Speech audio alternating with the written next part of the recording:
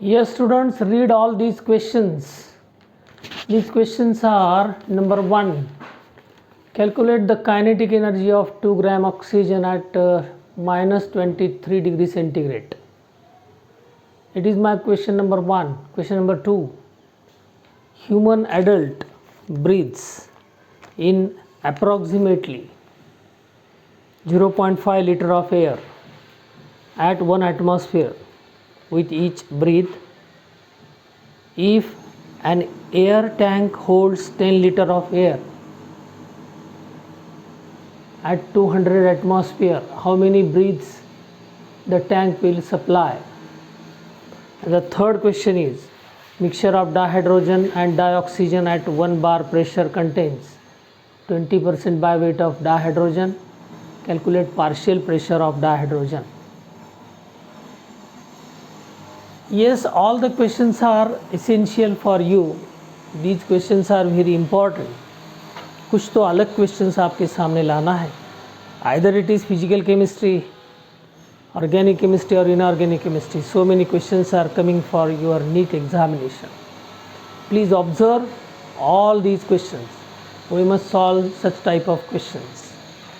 And with respect to given ideas, given formula, given concept, you must read it, you must practice it. जब भी आप सामने जाओगे आपको ऐसे क्वेश्चन के बारे में कुछ पता चला, ऐसा क्वेश्चन बुक में है, ऐसा क्वेश्चन आपके एग्ज़ाम में अगर आ सकता है, आया है, तो आपको याद आएगी मेरी. चलो question number 1. Kinetic energy of 2 gram of oxygen at minus 273. मैंने सॉल्व किया है इसको. Kinetic energy, this is related with the postulates related to kinetic energy, kinetic molecular theory of gases. The first question, states of matter में आपको kinetic molecular theory of gases का part है ना, तो kinetic molecular theory of gases से ये question लिया है. kinetic energy as an important part, and the formula for kinetic energy is equal to this formula, energy kinetic is equal to 3/2 into nRT. R is the gas constant, T is absolute temperature, N means number of moles of gas. It is the formula.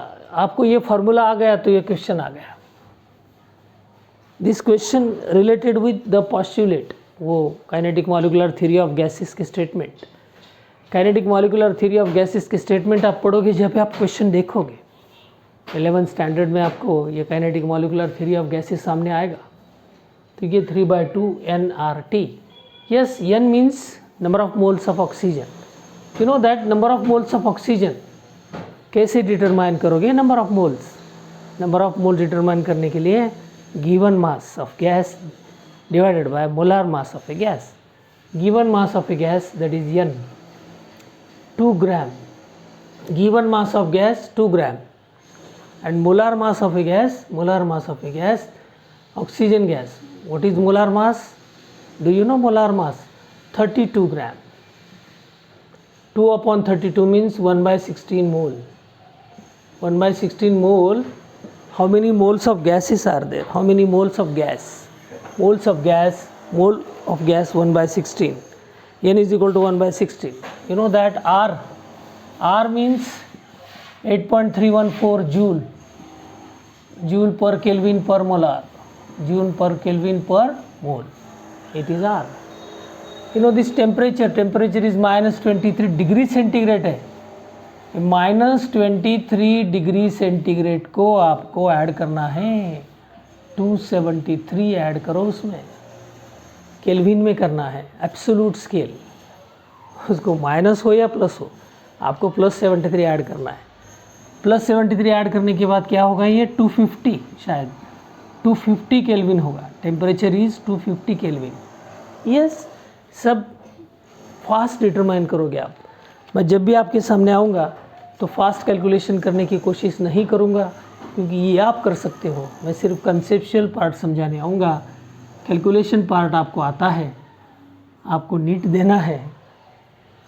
किसी भी समय कुछ calculation के time में, calculation के practice में के लिए मैं यहाँ नहीं बैठा हूँ, आपके सामने एक क्वेश्चन आ गया तो ये आप वैल्यूज़ पुटअप करो।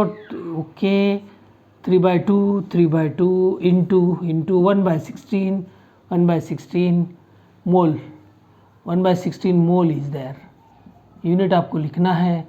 R is equal to 8.314 joule per kelvin per mole, joule per kelvin per mole. Temperature is 250 kelvin, 250 kelvin. तो केल्विन कैंसिल हो जाएगा, मोल कैंसिल हो जाएगा, सिर्फ जूल आएगा। 3/2 इंटू 1/16 इंटू 8.314, इसको कैलकुलेट करने के बाद into 250, 3/2 into 1/16 into 8.314 into 250 joule. Calculate करोगे तो आपको आंसर आएगा 194.8, 194.8। जितना फास्ट आप करोगे उतना आंसर आएगा, जितना फास्ट करोगे उतना आंसर बिल्कुल आएगा।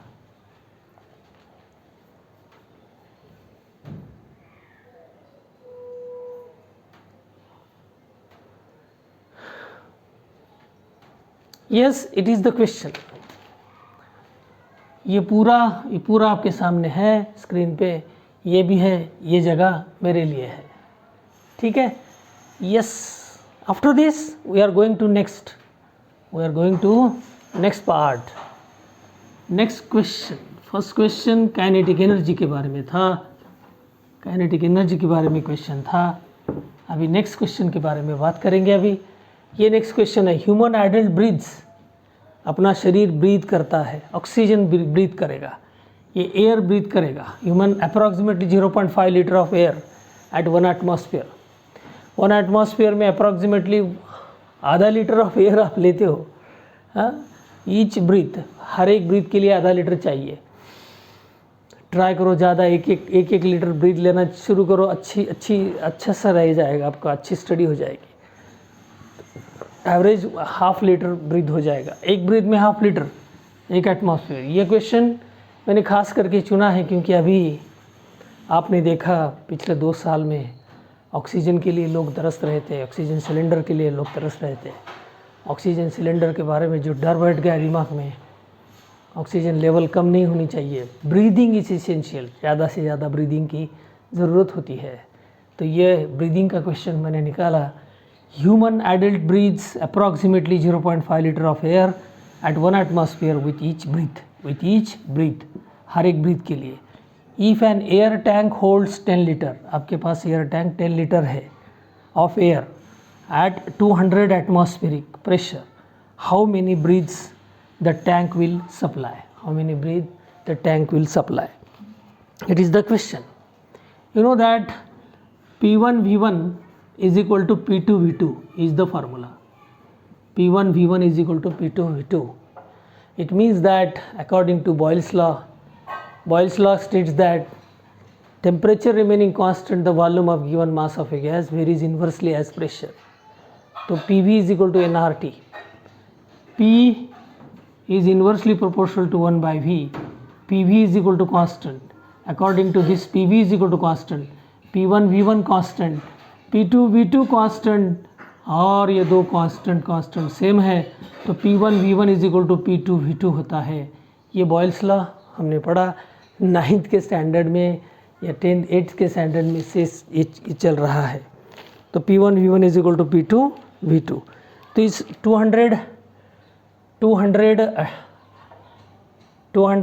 atmosphere 0.5 liter and 200 atmosphere, these are the given things. This pressure 1 P1 and V1,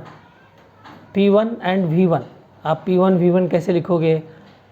In a tank 10 liter of air at 200 atmosphere, 10 liter air at 200 atmosphere, it is the part. So तो आपको ये volume मालूम है 10 litre 200 atmosphere into 10 litre. आपको निकालना है volume, आपके पास कितना है प्रेशर चेंज किया उन्होंने, प्रेशर 1 एटमॉस्फेयर है, 1 एटमॉस्फेयर प्रेशर। ईच ब्रीथ के लिए आपको 0.5 लीटर चाहिए, तो ये आपको 10 लीटर 200 एटमॉस्फेयर है, तो प्रेशर 1 एटमॉस्फेयर के लिए, 1 एटमॉस्फेयर के लिए कितना गैस आपको चाहिए, V2। आपको वॉल्यूम V2 निकालना है, वॉल्यूम V2 निकालना है। तो V2 जब आएगा तो ईच ब्रीथ के लिए जो भी वैल्यू है उसको डिवाइड करना है। ये 2000 होगा is equal to 2000 divided by 1 is equal to V2। This 2000 litre volume of gas आएगा, 2000 लीटर आएगा। तो ईच ब्रीथ के लिए आपको कितना चाहिए, ईच ब्रीथ के लिए नंबर ऑफ ब्रीथ्स आपको पूछा गया है, हाउ मेनी ब्रीथ्स पूछा गया। ईच ब्रीथ के लिए 0.5 लीटर चाहिए पूछा गया। 1 एटमॉस्फेयर के लिए गैस आपने निकाला, 1 एटमॉस्फेयर के लिए गैस निकाला आपने। 1 एटमॉस्फेयर के लिए कितना गैस निकलता है, 200 एटमॉस्फेयर के लिए 10 लीटर है, तो 1 एटमॉस्फेयर के लिए कितना चाहिए, आपके पास कितना है, एक ब्रीथ के लिए कितना चाहिए, 1 ब्रीथ के लिए आपको चाहिए 0.5 लीटर। 1 ब्रीथ के लिए 0.5 लीटर चाहिए, तो 2000 divided by 0.5 litre, 2000 divided by 0.5 litre करोगे आप तो इनका आंसर आएगा 0.5, 2000 0.5, it is near about 1/2 means 4000 litre is important. This value is given for 1 breath, एक ब्रीथ के लिए है। तो 1 एटमॉस्फेयर के लिए गैस निकालो, क्योंकि एटमॉस्फेयर और वॉल्यूम दिया है दूसरा, ये P1 V1 आपके पास है। ये 1 लीटर एक ब्रीथ के लिए 0.5 लीटर है, तो अपने एक ब्रीथ के लिए 0.5 लीटर है, तो अवेलेबल लीटर कितना है आपके पास, गैस 2000 है। तो कितने ब्रीथ करोगे 2000 में, 400 breath, number of breath not litre, 400 number of breath 400 होगा। It is also one of the simple part. आपको नहीं आया तो आप पूछ सकते हो, आपके पास आपको मेल भी कर सकते हो, आपको फ़ोन नंबर मैं यहाँ पे लिखूँगा, आप फ़ोन भी कर सकते हो, सर आपने क्वेश्चन कैसे छुड़ाया। It is very important. जब भी कोई इम्पोर्टेंट क्वेश्चन होता है उसके बारे में आप क्वेश्चन सुनो, पढ़ो, उसके बारे में मैं बोलता हूँ। फिजिकल हो या इनऑर्गेनिक हो, ऑर्गेनिक हो, भांगे सर परभणी आपके लिए यूट्यूब पर ये नीट के क्वेश्चंस आपके सामने आ रहे हैं। कौन क्या कहता है, मैं भीड़ में नहीं जाता, मैं खुद का एक वैल्यू सेटअप करता हूँ। जो मुझ पर भरोसा करता है उसके लिए कुछ न्याय करने की कोशिश चलती है, बहुत सारी कोशिश। 1 subject 1 teacher and your difficulties, it is the formula. 1 subject 1 teacher and your difficulties. Sir, your difficulties, I am saying your difficulties, but difficulties my difficulties. ये जो है ना OOM पैटर्न से स्टडी होती है। OOM ओम सेल्फ स्टडी कब बन गया डॉक्टर पता नहीं चलता। ओम self 1 teacher 1 subject 1 subject 1 teacher, my difficulties, self study, this is the factor। कितने लोगों के पास मैं पढ़ रहा हूँ, कितने लोगों के साथ पढ़ रहा हूँ, इट इज़ नॉट इम्पॉर्टेंट। बाद में आप बोलोगे भीड़ में मैं अकेला, इतने भीड़ में मैं अकेला रह गया, सब भीड़ आगे चले गई। भीड़ में मत जाओ, खुद का एक स्टेटस बनाओ, खुद का एक स्टेटस आपके सामने आएगा। It is my question. Third question पढ़ो। Mixture of dihydrogen H2 and dioxygen O2, dihydrogen and dioxygen. If 1 bar pressure is 1 bar, pressure is equal to 1 bar, pressure is equal to 1 bar, 1 bar pressure contains 20% by weight of dihydrogen। ये 20 ग्राम है बच्चों, तो ये 80 ग्राम बनेगा। 100% में जब बोलोगे ना तो 80 ग्राम 20 ग्राम आपको लिखना है। Calculate partial pressure of dihydrogen। Partial pressure of H2 is equal to mole fraction of H2, mole fraction of H2 into total pressure. आपके पास फार्मूला भी है, total pressure and this type of partial pressure of diode, this is the question. Total pressure से multiply करोगे आप। Pressure, partial pressure of hydrogen, ये बोलोगे आप partial pressure. Partial pressure, partial का मतलब है जब दोनों साथ में हो, दोनों साथ में है तो एक का प्रेशर पार्शियल, दूसरा का प्रेशर पार्शियल, दो पार्शियल बना के टोटल प्रेशर होता है। तो तुम साथ हो जब अपने, साथ हो, साथ की ज़रूरत होती है, किसी एक की साथ ज़रूरत होती है, तो एक के साथ में ये चलता है पार्शियल प्रेशर। कोई साथ नहीं है समझो तो pure vapour pressure, pure pressure बोलते हैं उसको। तो प्योरिटी टोटल प्रेशर में आएगा ये। जब आप वेपर प्रेशर पढ़ोगे 12th में, वो उसके बारे में यही कंसेप्ट आगे आएगी कि vapour pressure of pure gas and vapour pressure, partial vapour pressure of gas. जब पार्शियल प्रेशर बोलोगे आप तो साथ में कोई होता है, तो जब ओनली प्रेशर बोलोगे तो कोई नहीं होता है। तो ये है formula.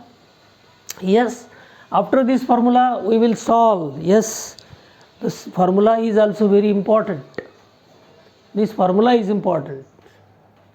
20 gram number of moles, that is this is 20 gram, 80 gram, this is N1 निकालो इसका ऑक्सीजन का।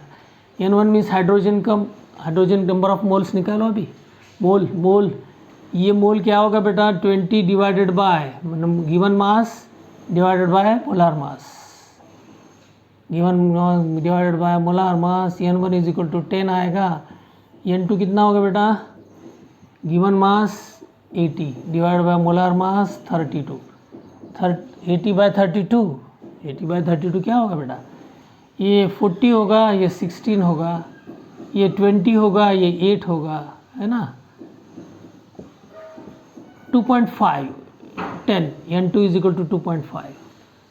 तो आपको मोल फ्रैक्शन ऑफ हाइड्रोजन चाहिए ना, तो मोल फ्रैक्शन ऑफ हाइड्रोजन के लिए, मोल फ्रैक्शन ऑफ हाइड्रोजन आपको मालूम है N1 upon N1 plus N2, इसका मतलब है 10 divided by 12.5, N1 plus N2 10 divided by 12.5 means it means that 10 divided by 12.5 it is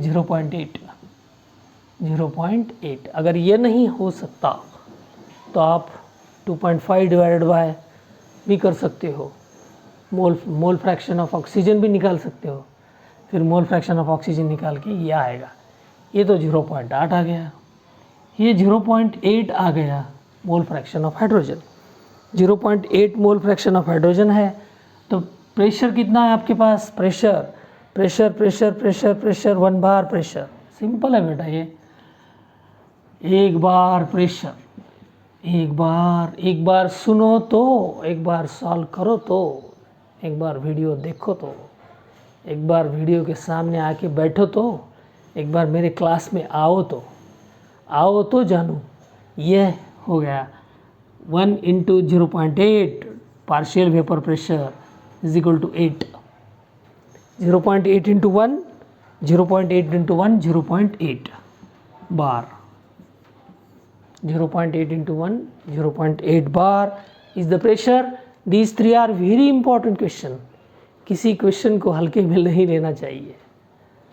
आज इसका दिन नहीं है, जब नीट में ये आएगा तो इसकी किस्मत चमक जाएगी, किस्मत इसकी चमक जाएगी, किस्मत पढ़ाने वाले की चमक जाएगी, किस्मत छोड़ने वाले की चमक जाएगी। Bye, see you in next video. Thank you.